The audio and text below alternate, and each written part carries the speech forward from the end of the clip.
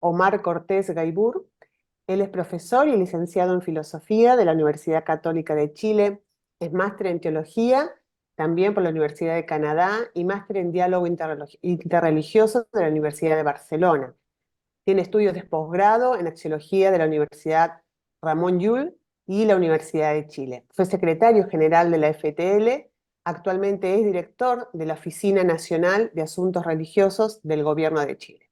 A continuación vamos a escuchar su conferencia, Iglesias Evangélicas Abiertas a la convivencia interreligiosa. Gracias, Omar, y bienvenido. Hola, buenas tardes, mucho gusto a todos, todas, de estar entre ustedes. Y ¿me puedes compartir pantalla de repente para poner alguna imagen? Bien. Bueno, tenemos 20 minutos, ¿no? La verdad que el título, yo lo había elaborado más bien como una eclesiología eh, ante la eclesiología e interreligiosidad. ¿Desde dónde nos planteamos nosotros hoy en día esto de pensar la iglesia frente a la apertura a la convivencia a la convivencia con otras religiones, a la apertura a lo que se llama o se viene llamando de manera muy marcada, muy insistente, cada vez más amplia, el diálogo interreligioso? El diálogo interreligioso eh, tiene su contexto y ese contexto explica la razón de tenerlo dentro del parámetro del sentido de la misión de la iglesia o dentro del parámetro de una manera de verse a sí mismo o cómo se ve la iglesia dentro de ese contexto en donde aparece en el escenario de lo público, con mucha fuerza, con mucha insistencia, la interreligiosidad. Eh, Tendría que decir que el contexto que hoy vivimos, muy distinto a lo que hace unas décadas atrás podríamos haber experimentado, pero que se insinuaba, es el contexto del valor, la fuerza y la riqueza de la interculturalidad. Si hay un tema relevante que hoy en día está en boga de los principales filósofos eh, que piensan la situación social, la situación del individuo y de la colectividad, eh, es el tema del reconocimiento. ¿Qué es el reconocimiento? ¿Qué es reconocer al otro? ¿Qué es reconocer a un sujeto y qué es reconocerlo en su contexto, en su gramática que lo constituye, en su gramática de raíces, de nombres, de tradiciones, de cultura que lo constituye? Hoy en día hay hay una cosa muy polarizada y que cada vez se ahonda más en esa polarización entre exagerado liberalismo, liberalidad del individuo y por otro lado lo colectivo, que siempre se tiende a ver de manera equívoca con comunismo o se le mezcla con esos ismos, pero lo colectivo, lo comunitario y lo individual. En las sociedades actuales, una fuerza que va tomando con mucha agresividad es el ultraindividualismo, por eso se le llama neoliberalismo, que casi es una exageración centrada en los derechos del individuo y el valor irrestricto del individuo en tanto individuo. ¿Ya? Cuando ya se dice en tanto individuo, se le corta de sus lazos de colectividad y nos puede surgir cualquier cosa cosa extraña y hasta y conflictiva. El reconocimiento, la filosofía del reconocimiento, voy a poner este contexto para que se entienda lo que quiero decir después respecto a la eclesiología, una eclesiología abierta al diálogo interreligioso. pero es que es ese contexto el que urge pensar la eclesiología de una manera distinta en el marco del diálogo interreligioso, ¿no? Porque ya no vivimos en un contexto que vivimos hace décadas atrás, o menos tal vez, ¿ya? Y el contexto va exigiendo los caminos que la iglesia va amoldándose en función de ser testigo, perdón, o testimonio del reino de Dios. ¿Mm? Y es que el reconocimiento tiene dos vías de análisis. Una es de Charles Taylor, un filósofo canadiense, que pone el énfasis a partir del reconocimiento de la multiculturalidad. Ya no hay una cultura dominante, ya no hay una cultura que somete a las otras culturas, aunque esa es la tendencia que continúa, esa es la lucha que continúa. Siempre va a haber esta tendencia de grupos más hegemónicos, como la supremacía blanca, que se llama, por ejemplo, que quiere seguir teniendo todos los privilegios, el control y la dinámica en función de seguir sujetando las otras culturas que ni siquiera aparecían como cultura. La pluriculturalidad, la multiculturalidad da lugar a algo para que esa multiculturalidad tenga mucho sentido y es la interculturalidad. ¿Ya? Y de la interculturalidad necesaria para que esa interculturalidad sea de verdad un camino de respeto mutuo, de reconocimiento, de crecer con esa diferencia, de entender que el otro desde su cultura me enriquece y no me agrede. Se establece el vínculo con la interreligiosidad. No hay interculturalidad sin interreligiosidad. Entonces, hoy en día ustedes van a ver la mucha insistencia en lo que es el diálogo interreligioso, empujar la interreligiosidad, no en función de crear una nueva cultura amalgamada en una nueva religión extraña, sincretista de todas las religiones. Eso es un cuento falso de una mentalidad que no entiende la pluralidad.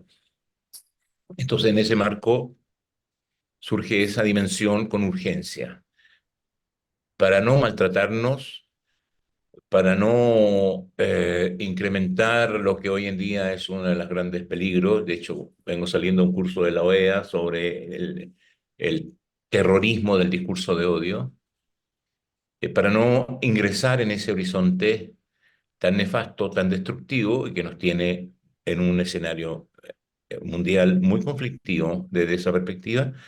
eh, Urge que las religiones se vean en una dimensión de diálogo, no de hostilidad, sino de hospitalidad.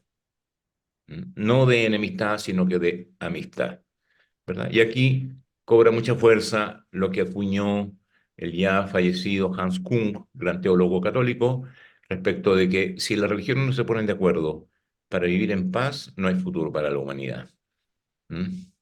O sea, las religiones si levantan un encuentro y una dinámica de vivir en paz y de promover la paz, ese es el único futuro que tiene la humanidad, ¿no? Bueno, ha sido profético en un sentido porque cuando nosotros practicamos el diálogo interreligioso, lo que sucede en los observadores, en los que están alrededor de nosotros, es, no pensé que las religiones serían capaces de sentarse a conversar. No pensé que las religiones serían capaces de guardar sus diferencias para encontrar puntos comunes, aún entendiendo que muchas cosas Porque son para que no distintas parezca. en su cosmovisión. Entonces, ese es un lado. Y por otro lado, hay otro filósofo alemán, y es Axel Honneth, y de él quiero presentar una laminita muy sencilla para poder introducirme. Después de presentarlo a él rápidamente, entrar entonces a cuál es la eclesiología que de verdad es urgente, es necesaria, es vital para nuestros tiempos, ¿no? Y este establece un camino distinto, pero hay muchos elementos comunes. Si uno lo analiza, no vamos a entrar en ese taller, todo un taller eso. Pero lo que les quiero mostrar es, esperen un poquito. No aparece, no aparece, no aparece. Ahí va a aparecer. Eh, ya.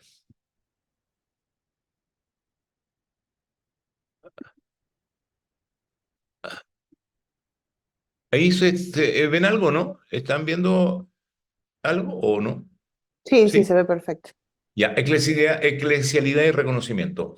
Si hay algo que puede modificar el sentido de cómo nos paramos y vivimos la dimensión de ser iglesia en la dinámica de la interreligiosidad es introducirse en el urgente estudio, análisis que ha venido haciéndose desde décadas atrás sobre el valor del reconocimiento, que todo es un gran tema desde Hegel para adelante, eh, pero que yo lo quiero plantear y lo he estado planteando ya para seguir la introducción en la urgencia de construir comunidades inclusivas.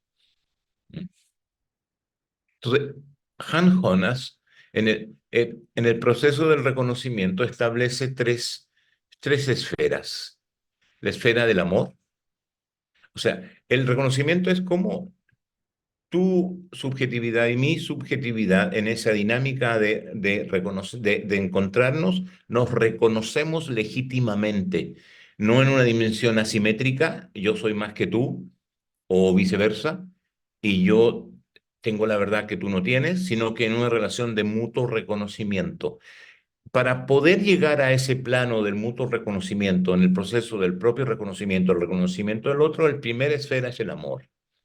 O sea, la intersubjetividad no se instala porque yo reconozco a otro en primer lugar, sino que se instala por el núcleo familiar, el núcleo en donde surge la dimensión de la acogida, del amor que me constituye en mi identidad. O sea, la familia es el punto central del proceso de tener una dinámica de reconocimiento no de sí mismo, sino también de lo otro. Esto no es menor y es muy importante, porque si la iglesia se reconoce a sí mismo como una familia, pues precisamente el eje central del amor en función de la aceptación del otro es básicamente central y tremendamente saludable en los tiempos y en el contexto de polarización y odiosidad en que nos encontramos frente a la dinámica de polarizaciones ideológicas y culturales. El otro elemento que establece es derechos. El amor, el otro elemento que establece la legitimidad, el reconocimiento de los derechos. Todos tenemos derechos. Todos tenemos derechos los cuales deben ser satisfacidos por el gobierno, el Estado, la dinámica de las relaciones. Derecho, justicia, ¿no? Eso tiene también mucho trasfondo, pero la tercera dimensión es la solidaridad. O sea, no hay reconocimiento del otro sin amor, el amor constituyente de mi subjetividad, sin los derechos legítimos que me significa ser persona, individuo, y sin el sentido de la solidaridad. Ahora, ¿qué significa esto para nosotros como iglesia? Que hay tres ejes, si uno los quiere ver en el contexto que estamos viviendo, que son centrales en el modo en que debemos plantearnos ser iglesia. Uno, ser una iglesia de amor, pero un amor que signifique la inclusividad. ¿Mm? Yo creo que el texto bíblico está lleno de comienzo a fin de lo que significa esa dinámica radical del amor redentor que viene desde el profeta que acepta a su mujer que lo abandona y la vuelve a buscar, y la vuelve a perdonar, y la vuelve a traer, y después la radicalización de ese mismo amor en los evangelios de Juan, centrado en Jesucristo, ¿no? Es decir, esa dinámica del amor que incluso las parábolas nos muestran que no hay objeción para la inclusión, no hay objeción para abrazar, no hay objeción para acoger, no hay objeción para amar incondicionalmente. En eso se establecen la dinámica de los derechos y la solidaridad. Y la solidaridad es precisamente, es decir, la solidaridad es en función de abrazar y abordar a aquel que está en desventaja para ponerlo en el mismo nivel y dimensión de relación con nosotros, ¿no? La solidaridad es cómo me acerco en función de acoger, abrazar, levantar y poner en un nivel de dignidad, de derechos y de amor en el cual uno mismo tuvo en ese marco. Es decir, si hay una comunidad como la iglesia que Si hay una comunidad que puede dimensionar el sentido del amor, que puede dimensionar el sentido de los derechos y que por lo tanto puede abrirse genuina y generosamente a la solidaridad, esa es la iglesia. Ahora, lo que está pasando es que en este mundo plural, en este mundo multicultural, en este mundo del reconocimiento, donde se abre el reconocimiento porque ya no son todos como yo, porque ya no son todos como yo pienso, como yo quiero, sino que son de verdad distintos y diversos y algunos confrontan mi tolerancia. En ese marco, lo que está sucediendo es precisamente la necesidad de una eclesiología que ve el reconocimiento como un camino para aceptar la pluralidad. La pluralidad tiene dos maneras de entrar en ella. Una es, primero, reconocer la diversidad y si reconozco la diversidad, entonces esa diversidad eh, esa diversidad la proceso positivamente, entonces reconozco el pluralismo. Es un camino. Yo soy más bien, me inclino más en el otro camino de advertir que la pluralidad nos habita, la pluralidad no la descubrimos, la pluralidad nos descubre, o nosotros nos descubrimos en la pluralidad, porque es la pluralidad finalmente la que nos constituye. Si no hay un diferente, no puedo establecer mi propia diferencia. Si no hay, si el mismo, si no hay diferencia, no hay igualdad. Porque el criterio de igualdad, el sentido de ser iguales, se establece sobre la base de que existen elementos diferenciadores. Si no hay elementos diferenciadores, no puedo hablar de que somos iguales. ¿Cómo puedo hablar que yo soy igual a mí mismo? Pues si soy yo, ¿no? Ahí no hay un sentido de diferenciación. Pero cuando hay diferencia, sí está la riqueza de esforzarnos, de crecer y de creernos genuinamente en la dimensión de ser iguales, ¿no? O de esforzarnos en esa dimensión de ser iguales. Entonces, en ese marco, la iglesia no ha sido históricamente una dinámica de inclusión desde el comienzo. Piensen ustedes que para el cristianismo, sobre todo el cristianismo protestante o evangélico latinoamericano, la pluralidad le suena algo hostil. Ya en la misma comienzo de la iglesia se afirmó desde Orígenes y antes, no hay salvación fuera de la iglesia. ¿Mm? Y se afirmó una cristología, una eclesiología centrada en Cristo. Y esa eclesiología centrada en Cristo más bien empujó a Cristo contra la cultura, no Cristo en la cultura. Y Niebuhr un poco desarrolló esos modelos en un libro clásico de él. Pero lo que pasó más bien es que al centrarse la iglesia en Cristo se transformó en una comunidad excluyente. ¿Mm? Aún con esa expresión patrística de, del semen verbum, ¿no? De que habían señales del verbo, semillas del verbo de Jesucristo en los discursos filosóficos antes, siempre estaba el sentido de la exclusión. Si no es en Cristo, no hay nada. ¿Mm? Y de alguna manera esa ha sido la cristología central en América Latina. Por eso que la pluralidad le suena hostil y le suena una amenaza.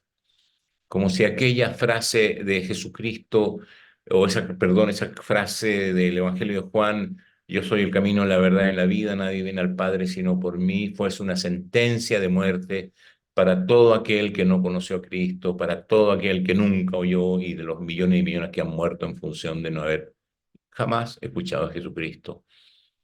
Entonces, como que ese camino exclusivo, como la única interpretación de ese texto, deja fuera toda posibilidad, toda posibilidad de otra dimensión de entendimiento de una iglesia abierta a las otras religiones. O sea, no puede haber una iglesia abierta a las otras religiones bajo este modelo diseñado post Cristo, porque no es el diseñado por Cristo, ya lo voy a decir, de exclusividad y de no inclusión de los demás, ¿no? Y a eso voy a expresarlo con esto para que así no me trase mal. Entonces, la dimensión, la eclesiología, o sea, yo quiero llegar dentro del análisis del foco de la Trinidad al elemento que me parece que es hoy el camino que debe entender la Iglesia para abrirse al diálogo interreligioso y ser un aporte al reconocimiento, ser un aporte a la disminución del discurso de odio, a la disminución de esa ensalada ideológica centrada en el ego y en el ego colectivo que solo nos está destruyendo. Y que muchas veces la Iglesia, lamentablemente, por ese miedo se ha transformado en yetos de amenazas o comunidades amenazadoras que también se compran el discurso de odio hacia las otras religiones o hacia las otras culturas. Yo quiero caminar hacia entonces que en este contexto la teología centrada en el Padre es el camino que nos abre a esa dimensión más saludable de una iglesia abierta a la interreligiosidad. Entonces, ¿cuál ha sido históricamente lo que venía diciendo la dimensión cristocéntrica? Donde ha tenido una tendencia a la exclusión. Los que no son de Cristo están fuera. Pero, ¿qué significa genuinamente, de una manera más correcta, diría yo, de entender una comunidad cristocéntrica? Perdón, Se Omar, te quedan dos entiende, minutitos, ¿sí? Dos ah, minutitos, perdón. 2 minutos, bueno, implicar y asumir la fe y las formas que Jesús entendía y vivía la relación con su Padre. Eso significa genuinamente ser cristocéntrica. Cómo asume la fe y las formas que Jesús entendía y vivía la relación con su Padre. Y después, una Espíritu Santo céntrica, hay una tendencia a la inclusión, porque el Espíritu actúa en el mundo y puede moverse como quiere, pero implica asumir el seguimiento transformador de Jesús. Y finalmente, centrada en el Padre. Ambas, las anteriores, directa o indirectamente, refieren a la comunidad del Padre, al reino del Padre. ¿Cuáles son esas implicancias? Respeto a la pluralidad, aceptación de la diferencia. ¿Por qué? Porque el Padre, el Creador, ha establecido todos los marcos de la creación existente, culturas, pueblos, y en todos ellos hay caminos legítimos que el Padre ha puesto su huella en función de conocerle de una u otra manera, en donde sí, Jesús es el camino al Padre porque nos ayuda a entender quién es ese creador, sino esa dimensión de ser Padre. Bueno, y solo termino diciendo que la manera más genuina de evangelizar esto, pero ya no tengo tiempo de explicarlo, es, como lo dice un teólogo de la teología que se llamaría la teología de las religiones, cuál es la forma en que el cristianismo se debe parar mejor en la dimensión de ofrecer su verdad y su fe? Hablar después de actuar es hablar mejor. La centralidad de toda evangelización y de acción de la Iglesia está en la acción solidaria de amor y de derechos de cada persona y de cada colectivo.